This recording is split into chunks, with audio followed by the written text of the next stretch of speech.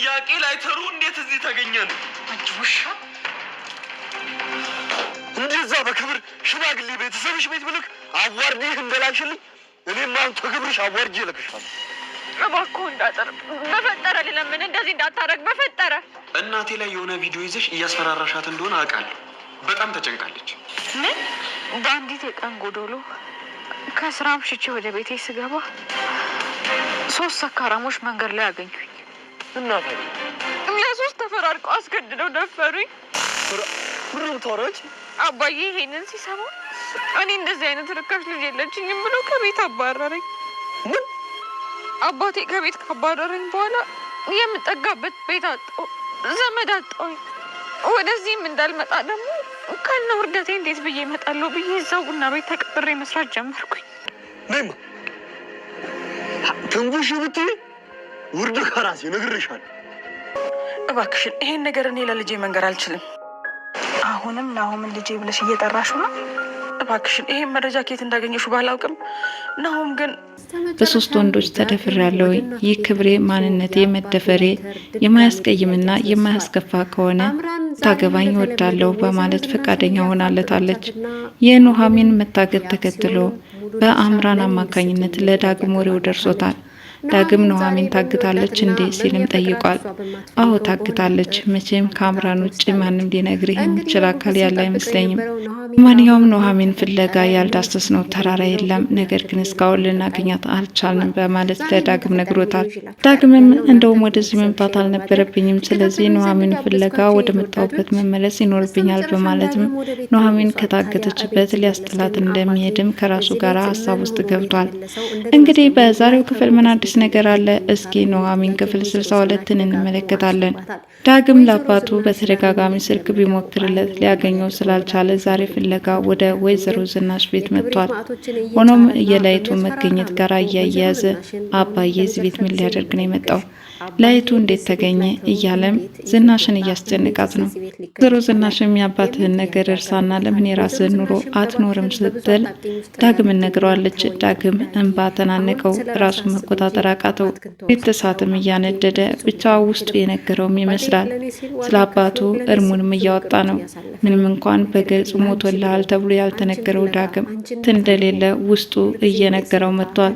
ታዲያ የዳግም ልቅሶም ወይዘሮ ዝናሽን እየረበሻቸው መጥቷል።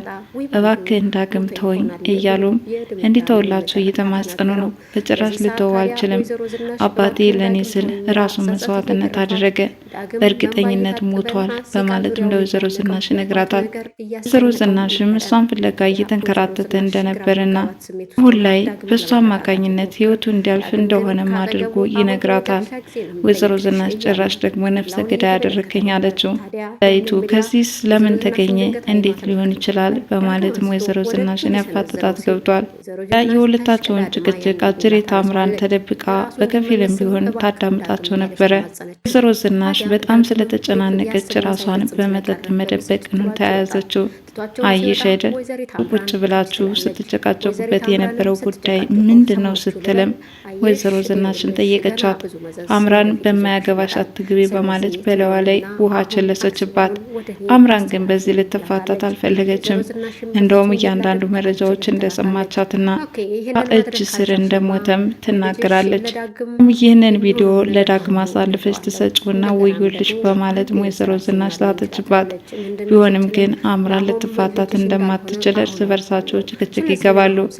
ዛሬ ላይ ቤት ልቀቂልኝ ውጭልኝ ስላለቻትም ቸውም በዚህ ሁኔታ መቆየቱ ላላስፈላጊ ጦርነት እየዳረጋቸው ስለሆነ አምራን ቤቱን ትችልሽ ወጥቻለሁኝ፣ መጀመሪያ ስገባ ድሃ ነበርኩኝ፣ አሁን በአንቺ አማካኝነት ይኸው ገንዘብ እንዲኖረኝ አስደርገሽኛል በማለት ሻንጣዎቿን ልብሶቿን ሰቅፋ ወደ ውጭ ስትወጣም ነገር ተናግራት ነበር የወጣችው።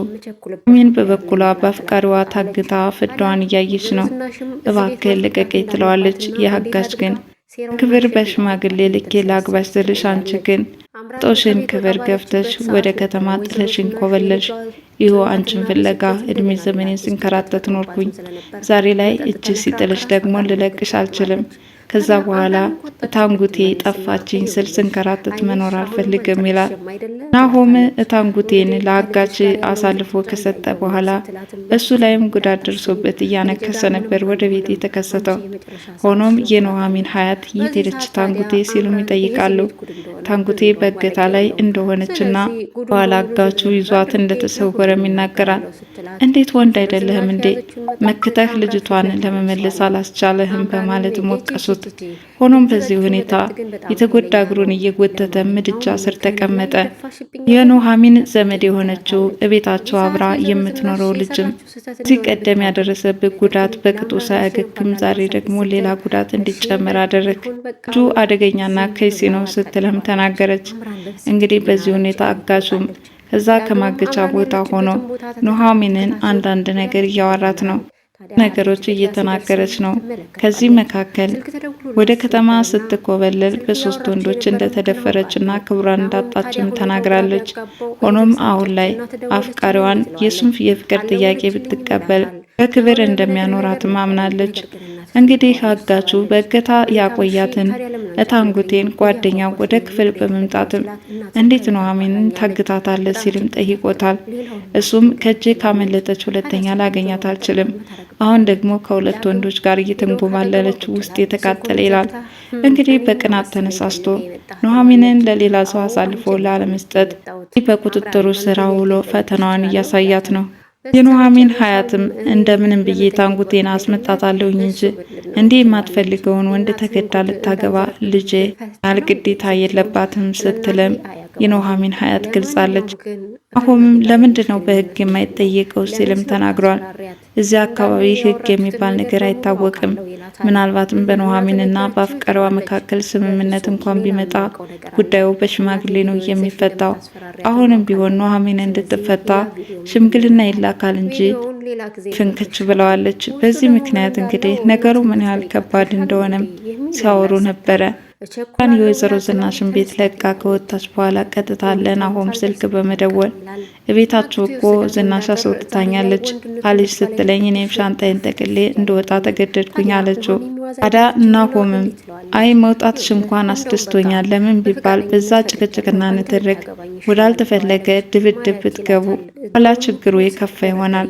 ስለዚህ መውጣትሽን ወድጀዋለሁ በማለት ጣቷን እንደወደደው ይገልጽላታል። እሷም ይኸውልህ ያንተ እናት እኮ ልጅን መግደሏ ሳያንስ ዛሬ ደግሞ እኔ ልትገለይ ስለሆነ ስለዚህ ራሴን መጠበቅ ስላለብኝ ነበር የወጣሁት ትላለች። በእርግጥ ናሆምም የአምራን ውሸት እንዳለ ሆኖ ንግግር ያምናታል፣ ይሰማታል። የሰማው ሁሉ እውነት መስሎም ይታየዋል። አምራን በዚህ ብቻ አልተፋታቻትም። ይልቁንስ ከዳግምና ከናሆም ለዳግም አዳልተው የአክሲዮን ባለቤት ሊያደርጉት እንዳሰቡና ሆምን ልጃችሁ ስላልሆነ ነው ወይ የበደልሽ የመጣሽው ሌላም ብዙ ሚስጥር አለኝ ስትልም ወይዘሮ ዝናሽን አስፈራርታታለች። ወይዘሮ ዝናሽም እውነት ማን እንደነገረች ባላውቅም ናሆም የምወደው የራሴ ልጅ ነው። እናትና አባቶቹ የሌላ አድርገሽ የምታወሪው ነገር ከእውነት የራቀ ነው። ክሽን አምራን ተረጋጊ ስትል ልታረጋጋት ሞክራለች። እንግዲያውስ ለምንድን ነው ለዳግም ያዳላችሁት? ናሆም ልጃችሁ ከሆነ እሱ ለምን የአክሲዮን ባለቤት አልሆነም ስትል ተከራክራለች። በተጨማሪም እጇ ላይ የያዘቻቸው ማስረጃዎች ምን ያህል አደገኛ እንደሆኑና እነዚህ ማስረጃዎች ቢበተኑ ለወይዘሮ ዝናሽ ባድ ፈተና እንደሚያመጡም ገልጻላታለች። በእርግጥም ይህ ነገር በሌሎች ዘንድ ከተሰማ ጉድ ይወጣል። ባክሽን አምራን ምን እንዳደርግልሽ ነው የምትፈልጊ እያለችም እየተደራደረቻት ነው። አምራንም የአክሲዮን ባለቤት መሆን እንደምትፈልግ ትናገራለች። ወዲያ ካሉት አክሲዮን መካከል ግማሹን ወይም ደግሞ እርቡ እንዲሰጣት ነበረ የወይዘሮ ዝናሽ ፍላጎት። አጅሬት አምራን ግን ሙሉ አክሲዮንን እስካልሰጥሽ ድረስ በሀሳብሽ አልስማማም ብላታለች። ወዲያ ከአቅሟ በላይ የሆነባትና ምንም ማድረግ የማትችልበት የደረሰችው ወይዘሮ ዝናሽም አምራን እቅድ ክፉኛ ተጨናንቃለች። ባቱን ፍለጋ ከገጠር ወደ ከተማ የመጣው ዳግምም ኑሐሚን መታገት ስለሰማ ቀጥታ ለናሆም ስልክ በመደወል ኑሐሚን ታግታለች የሚባለው ወሬ እውነት ነው ሲል ጠይቋል። አዎ ታግታለች፣ መቼም ይህንን ወሬ የነገረቻቸው አምራን መሆን አለባት አይደል አለው። እንግዲህ አምራንም ትንገረኝ ሌላም ሲንገረኝ ዞሮ የኑሐሚን መታገት ሀቅ ነው በማለት ይጠይቀዋል። እሱም አዎ ታግታብናለች፣ እሷን ፍለጋ ይኸው ከባዘንን ስንት ቀናችንን፣ ያልዳሰስነው ተራራ ያላየነው ቤት የለም። ኑሐሚንን ግን እንዲሁ በቀላሉ ልናገኛት አልቻልንም ብሏል። ኑሐሚን እንግዲህ በእገታ ላይ ሆና እባክህን ፍታኝ እያለች ስትማጸነው እሱም ልታስኮንኝ ነው እንዴ? በቃ ፈታሻለሁ ማለት ገመዱን በፎጣ ቀይረላት እንጂ ያን ያህል እንድትተነፍስ ወይም እንድትዝናና አላደረጋትም። ምክንያቱም ከዛ ከታገተበት ቤት አውጥቶ ቤተሰቦቹ ጋር እስከሚጨምራት ድረስ ከአሁን አሁን ትፈረጥጣለች በሚል ስሜትም ግዴታ በፎጣው ታሽጋ እንደምትቆይ ተነግሯታል። ኑሐሚንም በታዘዘችው መሰረት በዛ መልኩ እንድትቆይም ተገዳለች። እስከ መጨረሻም እንግዲህ ዳግም ኑሐሚንን ሊያድናት ወደ ገጠር እንደሚሄድ ተናግሯል። በእርግጥ ዳግም የዛሬው ክፍል እጅግ በጣም ያሳዝን ነበረ። እውነት እስኪመስል ድረስ ሲያለቅስና እንባዎቹ ሲተናነቁት አባቱን ፍለጋ እስካሁን ድረስ በተደጋጋሚ የሞከረው ስልክ ሳይሰራለት ዛሬ ከእናቱ ጋር ያደረገው ፍጥጫ ብቻ ከቃል በላይ ነበር። ዳግም የአባቱን እውነት ያውቅ ይሆን? ተስፋ ከሚሰቃይና ካሁን አሁን ይመጣል ካሁን አሁን ስልክ ያነሳልኛል እያለ አይጨበጥ የማይዳሰስ ህልም ላይ ስቃይ ውስጥ ከሚገባ እውነቱን አውቆ ስለ አባቱ እርሙን ቢያወጣ የተሻለ ነው ብዬ አስባለሁኝ። ምክንያቱም የሌለን ሰው እንዳለ መጠበቅ ምን ያህል ከባድ ነው። ኑሐሚን ክፍል 61 የዛሬውን ይመስላል። በቀጣይ ቪዲዮ ውስጥ ከምንገናኝ መልካም ጊዜ ይሆንላችሁ እያልኩኝ ለቻናሌ አዲስ የሆናችሁ ላይክ፣ ሸር፣ ሰብስክራይብ በማድረግ ቤተሰብ እንድትሆኑ በትህትና እጠይቃለሁ። በሶስት ወንዶች ተደፍሬያለሁ። ይህ ክብሬ፣ ማንነቴ፣ መደፈሬ የማያስቀይምና የማያስከፋ ከሆነ ታገባኝ እወዳለሁ በማለት ፈቃደኛ ሆናለታለች። የኑሐሚን መታገት ተከትሎ በአምራን አማካኝነት ለዳግም ወሬው ደርሶታል። ዳግም ኑሐሚን ታግታለች እንዴ ሲልም ጠይቋል። አዎ ታግታለች። መቼም ከአምራን ውጭ ማንም ሊነግርህ የሚችል አካል ያለ አይመስለኝም። ማንኛውም ኑሐሚን ፍለጋ ያልዳሰስነው ተራራ የለም፣ ነገር ግን እስካሁን ልናገኛት አልቻልንም በማለት ለዳግም ነግሮታል። ዳግምም እንደውም ወደዚህ መምጣት